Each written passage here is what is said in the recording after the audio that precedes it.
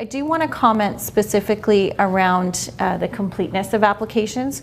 As I mentioned, there's probably about a fifth of applications are being rejected right now for various reasons. And so I want to talk quickly. So with respect to section 11.2 of the ARPA, this sets out the framework supporting the express entry system. And it also talks about an officer not issuing a visa to an applicant who doesn't meet the minimum entry criteria for their specific stream, or they didn't possess the qualifications for which their score was issued at the outset. So if you've got someone who enters a profile, sets out their education, and then ultimately when it gets to the application stage, they can't provide proof that they've completed their degree, for example, then their application is going to be rejected because they either misrepresented or the information wasn't available. The comprehensive ranking score is locked at the time of the invitation to apply, as well as at the time of the electronic application. And they will compare the scores in between and make sure that the information is consistent and the person hasn't gone below. In addition to looking at the minimum entry criteria and the comprehensive ranking score, they will also look at Regulation 10 and make sure that the applicant has actually submitted all of the required documents for an application. So that includes the full online application. So what used to be our application forms now is actually the manual online application, the cost recovery fee, as well as all of the supporting documentation that's required for that particular program, as well as that person's personal circumstances. If there is something missing, it's a one-touch approach right now, that application will be rejected. There's no room for error on this at all. So if you upload the wrong document to the box, so for the box for birth certificate or passport, if you're missing a passport, that application is going to get rejected. So you have to be extremely careful that you're uploading and have a way of saving documents so that you're not mistakenly uploading the wrong document to the profile. For myself, in terms of required documents, I've gotten in the habit of actually including them with my submission letter. So it may be a second copy of some of them, but just to make sure that we're not getting anything bounced on Regulation 10.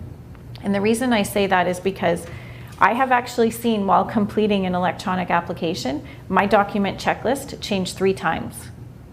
So even as I'm typing an application in, that checklist, there was something wrong with the portal on that day, and that checklist kept changing. And part of it depends on how you're answering questions, but in my case, the questions were all answered. But as we were uploading documents, that checklist was changing. And what happened was some of the fields disappeared.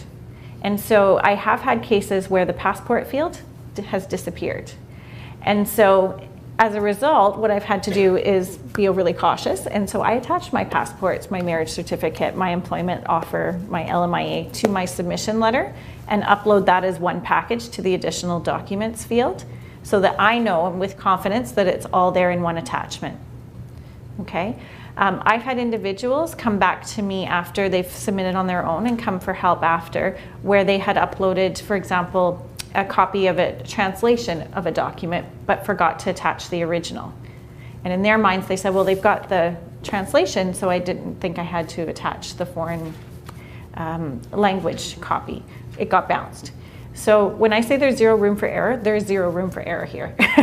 If you're looking through, what happens is when you go to submit the electronic application, you're given a personalized checklist for that individual. Go through that checklist. Ask yourself, does this make sense? Is something missing? So if I've indicated this person's married and it's not asking me for a marriage certificate, there's something wrong with the portal that day. So you have to be extra diligent in double checking that checklist and making sure that you're enclosing all of the required documents that would normally be requested for an application for permanent residence. Okay? So, and this is important because it's happening to everybody. So it's, and it can be, luckily in the last couple of months, I think the portal has become more stable. But like I said, I've seen cases where it's changing in front of me. So just be cautious, and if something doesn't look right, upload the extra documents to your submission letter. Yeah, so the question was, do I take a copy of the checklist with the uploaded documents? 100% I do. So before I actually hit submit on an application, I have screenshotted every single one of the questions. I have a copy of the checklist with my documents uploaded so that it's got the document title where it's been uploaded, and then I keep that package, so all of those questions, with a copy of all the documents that were attached, and we save that in our document management system as a full application. I mentioned earlier the fact that you can't print a full application. What we've been doing is there's a snipping tool on most of our computers, which I've just learned about. Very easy to cut and paste screenshots and save them. What I do is I save them into a Word document, and then I send that to the client before I hit submit so that they can review every question, make sure that it's accurate, and then I hit submit, and I actually have them sign and initial that document so that I know they've reviewed it. If something goes wrong, you need to have that copy of that application to go back to Citizenship and Immigration and be able to say to them, look, this is what I submitted, this is what the system was showing me at the time. And if there was something wrong, it's not because I didn't do my due diligence. So what's included in the electronic application? It's at this stage that you are going to be fortunate enough to have to enter in all the addresses and the travel history and the full employment history. Interestingly, they've only left fields for 30 trips for someone who is a frequent traveler. That is not enough. Be careful when you're filling in these questionnaire or questions in the fields. If you go past the maximum number, it will likely either freeze your profile or it will delete all your data and you'll have to start over again. So there are 29 fields, or 30 fields. I go with 29. Anything beyond that, I'm including in a separate schedule and attaching that as one of my uploaded documents with my submission letter. So if you've got someone who travels monthly and for work trips, for example, they're going to far exceed that list of trips very quickly. So you can still create what I've got an Excel spreadsheet with a travel history schedule, an address history, employment history. I send that to my clients with my questionnaire, which you guys will also be provided with a copy with. And I ask them to provide that to me in an Excel spreadsheet. And then anything that I can't fit into that online tool, I'm including in the spreadsheet. But we learned the hard way a few times where we inputted too many entries and then it deleted or froze the profile and we had to start over. So just be careful about that. You're going to have 60 days to compile and submit this application. So that's a good point. So the comment was, with respect to employment verification, if you've entered at the profile stage multiple past employment, so you might have a current job offer and then some past work history either within Canada or outside. The comment was that it will generate within that person's individual checklist multiple fields to upload documents to verify that employment experience, and that's absolutely correct. So if you've got someone who's had 5 separate jobs, when you enter it at the profile stage, it will trigger a field for each of those 5 jobs to upload that employment verification letter. Those letters are being reviewed, and I have, at least at the outset, there was a couple of applications that were rejected because the letters didn't include all the required information. If the officer can't assess past employment based on the information you provide, then that may result in a refusal because the individual's not going to get the points for that employment. So you do have to be careful in reviewing those employment verification letters and make sure that it includes all the required information. If you can't get it because the employer doesn't exist anymore or there's no contacts or they refuse to put salary, for example, use whatever documents are available. So if there's past tax documentation substantiating that job, if there's an employment contract, if there's performance reviews, if there is a promotion letter, anything that you can gather in terms of information related to that job, make sure that you're providing that and uploading that together instead of that letter if you can't get it. The other comment was with respect to language results and that those aren't specifically being requested to upload. That's true. I typically will include the language results as part of my submission letter, so I'll upload them separately. But you are entering that language information and the test results as well as the test date number into the system. So the presumption is that they should be leveraging that information and verifying that independently. But I have seen some requests for copies of language testing following, so you may very well get that. If you're nervous that you've missed something, what you can do is, if you've got a pending application, so not the profile stage, but the application stage, use the online inquiry tool the case-specific inquiry tool, you can go in and you can upload documents that is matching up with the files. So if you use that case status inquiry tool, enter your express entry number, indicate here's an additional document. I've been doing that with police clearance certificates as well that haven't been received up front at the time of the application. Upload those additional documents to that case status inquiry tool, and it is making it to the file. Excellent. So go ahead and do that. There's no harm, and it will make it back to the file. Because you already have the file number. Correct. You have the file number at the time you create the profile and at the time that you submit the application. So there's no downside to using that tool. And in fact, immigration is encouraging everyone to use that tool as the first point of contact with respect to any express entry files. The only downside is they are taking about 30 days to respond back to those inquiries, but at least we know that those documents are making it to the file. Make sure that you do take screenshots if you're doing that as well, just so that you have a record that it has been submitted. Sorry, the question was, can you use that case status inquiry tool to be able to upload documents at any point? At the express entry profile stage, you're just manually entering information. There's no supporting documents at that stage. So it's unlikely, unless there was a marriage or something else that happened in between that you wanted to bring to their attention, it's unlikely that you would upload something between that time frame when you've created the profile and the express entry application. So I could see using that tool if there's a specific change and it's something that you can't modify in the profile, or if it's in between that invitation and the actual application. Otherwise, primarily you would use that tool for the application itself and any documents that you needed or information you needed to provide subsequent. In terms of additional documents that you're going to require at the application stage, you will need to provide the marriage certificates. For children's birth certificates, make sure that they are the long form birth certificates that list the parents' names. Some countries have a short form of birth certificate and they will reject an application if you have the wrong birth certificate. So just make sure that you are looking at those documents. It's not every country, but there are definitely a number of them that issue short form birth certificates. Some of them are referred to as the unabridged version as well. Your employment verification and reference letters. You may ultimately, for current roles, upload the same letter for both past verification and job offer. That's okay, as long as it includes all of the information that's required for both of those documents, but you can upload the same employer letter if needed. Copies of passports, education credentials, police certificates.